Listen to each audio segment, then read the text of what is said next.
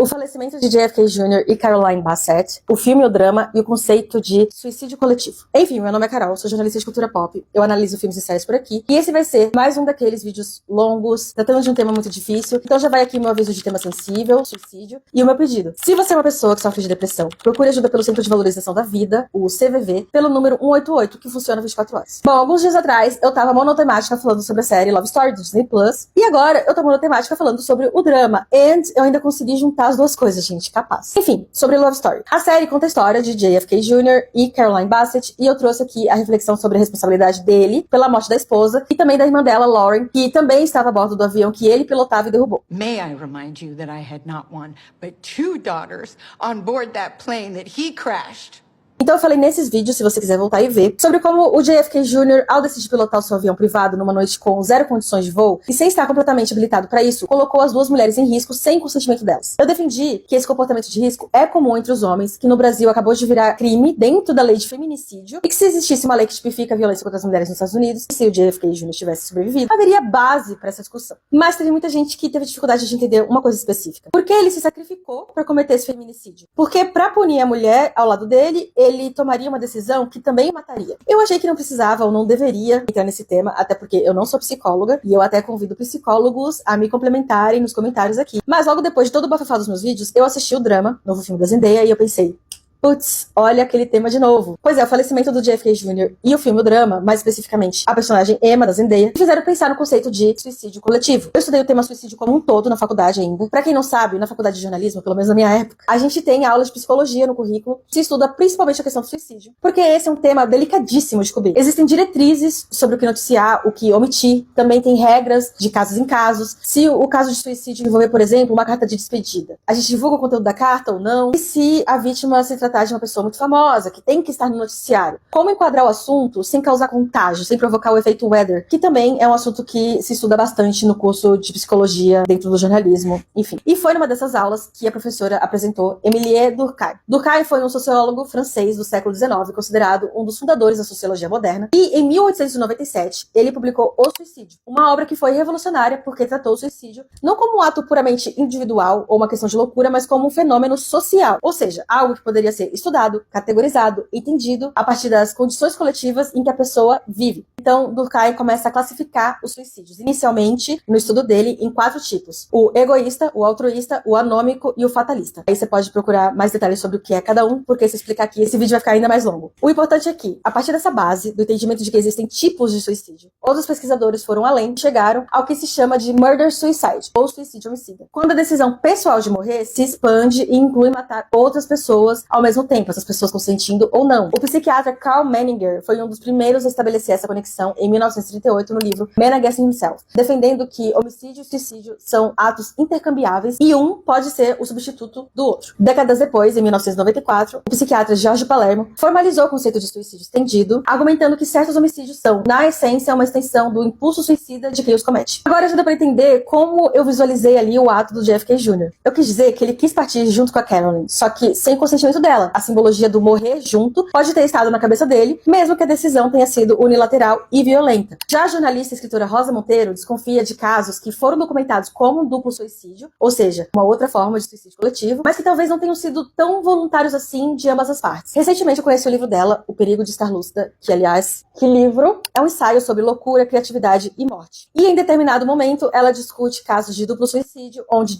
ficou registrado que houve consentimento das mulheres em participar. Mas Rosa questiona se esse consentimento era real. Os 2 casos que ela desenvolve com mais detalhes são o do escritor Stefan Zweig e Charlotte Altman, sua mulher, mortos juntos aqui no Brasil em 1942, e do escritor Arthur Koestler e Cynthia Jeffries, sua terceira esposa, mortos juntos em Londres em 1983. O que Rosa aponta nesses casos é o apagamento. Na nota de despedida de Zweig, Charlotte não é mencionada uma vez. Ela desaparece da tal carta de despedida dele sobre uma morte que supostamente era dos 2. A autópsia sugere que ela morreu horas depois dele, o que deixa uma pergunta no ar. Será que ela hesitou? No caso do Koestler, ele tinha 77 anos e um Parkinson avançado. Ele estava prestes a morrer. Já a Cynthia tinha 56 e estava saudável. Rosa explica ainda que se a gente troca os gêneros, essa tendência de suicídio conjugal não é muito comum. E cita o caso da Zenobia com Publi e Juan Ramon Jiménez. Para ilustrar, ela estava morrendo de câncer com muitas dores e foi ele quem propôs diversas vezes que se suicidassem juntos. Ela recusou. E me prolongar tanto nesses casos, na visão da Rosa Monteiro sobre eles, esse vídeo talvez seja uma decisão errada. E essa anedota pertence mais ao vídeo sobre como os homens se colocam em risco e levam suas mulheres juntos. Porque aqui falamos mais sobre o suicídio coletivo do que sobre o ego masculino. E eu ainda preciso chegar nos tiroteios escolares. Mas fica comigo que vai fazer sentido, eu juro. Então vamos logo para o drama. Pra quem não viu o filme e não se importa com spoilers, lá vai. O longa da A24 tem Zendaya e Robert Pattinson e conta a história de Emma e Charlie, respectivamente, um casal que tá prestes a se casar, quando ela revela um segredo enorme. Quando tinha 15 anos, planejou um tiroteio na escola em que estudava. Ela não executou, desistiu, mas o plano existiu. E aí, o desenrolar do filme é a partir da reação das pessoas, principalmente a do próprio Charlie, que começa a se questionar se deve se casar com a Emma. Começa a desconfiar de todos os comportamentos que ele já presenciou dela, revendo as vezes em que ela já agiu com agressividade, violência. Talvez ele não tivesse percebido algo, deixou escapar algum sinal de que ela era uma psicopata. Será que ela era uma psicopata disfarçada de amor da vida dele? É muita autoestima masculina achar que uma psicopata se disfarçaria pra viver ao lado de uma pessoa específica. Mas enfim, tô falando dessa desconfiança do Charlie na psicopatia da Emma, porque esse é o arquétipo que se tem hoje em dia de um atirador em massa. Nos últimos anos, essa prática se tornou tão frequente, principalmente nos Estados Unidos, onde o filme se passa, que chegou mesmo num ponto de estafa coletiva e de generalização. As pessoas não aguentam mais ver tanto sofrimento, tanta violência e tanta morte, e não entendem como ainda tem gente disposta a provocar isso. A pessoa só pode ser psicopata, né? Ou não. Há também um perfil recorrente, atribuído ao atirador em massa. E, novamente, não sou eu que atribuo isso, são os psicólogos especialistas. Mas esse perfil é atribuído a um quadro depressivo extremo. Muitas vezes, um quadro suicida. Muitas vezes, um quadro suicida coletivo. E aí, o fato de que existe um perfil depressivo não anula o fato de que existe um perfil psicopata. Uma pessoa depressiva e uma pessoa psicopata podem ambos ter a tendência de cometer tiroteios em massa. Eles só, dificilmente, em teoria, não seriam a mesma pessoa. Porque um psicopata não tem empatia e um depressivo tem. O maior exemplo disso é também um dos casos mais notórios e um dos primeiros de massive shooting a se tornar super popular e ganhar os noticiários mundialmente. Columbine, 1999. Nesse caso, foram 2 atiradores, e eles tinham perfis completamente diferentes. Eric Harris foi diagnosticado retroativamente como psicopata pelos especialistas do FBI. Alguém com complexo de superioridade, falta de empatia. Já Dylan Klebold era severamente depressivo, com histórico de automutilação e pensamentos suicidas recorrentes. O investigador do FBI responsável por esse diagnóstico, Duane Fuselier, resumiu que Eric foi pra escola pra matar e não suportou se iria morrer. Já Dylan queria morrer e não se importava se outras pessoas morreriam também. E aí, o que eu achei genial em O Drama, novamente destacando aqui que eu achei um filme bom, mas eu não sei ainda se eu gostei ou não, mas esse fator eu achei muito inteligente no roteiro, que é, quando a personagem da Zendaya senta com o personagem do Robert Pattinson pra revisitar esse passado sombrio dela e explicar o que a levou a planejar esse crime, mesmo que ela não tenha cometido, esse eu dela do passado transita entre essas duas personas, entre o psicopata e entre o deprimido suicida, principalmente quando ela conta sobre o lado fantasioso do ato de possuir uma arma e atirar. Ela posava com a arma, dizia que achava cool, mas a minha leitura é que a Emma estava, na verdade, depressiva. O filme mostra que, mesmo a parte performática dela, posando com a arma, se gravando pros fóruns online e tudo mais, era parte de uma tentativa desesperada de pertencer. E, já que ela não encontrava pertencimento na escola, ela encontrava nesses fóruns de ódio online, cheios de potenciais assassinos em massa, e cai na armadilha da radicalização. Tanto que, quando ela finalmente é aceita na escola, ela desaba de chorar ao notar que ela tinha outras alternativas na vida. Pra mim, isso mostra como a Emma é uma personagem complexa, tão complexa como uma pessoa em depressão. Pesquisadores como Adam Lackford, da Universidade do Alabama, e Thomas Joyner, da Universidade Estadual da Flórida, autores de trabalhos fundamentais sobre violências em massa, identificaram que o suicídio e o assassinato em massa compartilham muitos dos mesmos fatores de risco. Isolamento, sensação de rejeição, de ser um peso para os outros, e o que Joyner chama de capacidade adquirida para a violência. Uma pesquisa publicada no Journal of Mass Violence Research, em 2025, mostra que 72% dos atiradores em massa nos Estados Unidos demonstram algum grau de idealização suicida antes ou durante o ataque, e que 57% morreram na cena do crime desde 1966. E a frequência com que isso acontece nos Estados Unidos criou um padrão documentado. O atirador sabe que vai morrer. Ou ele se mata, como aconteceu em Columbine, ou a polícia o mata.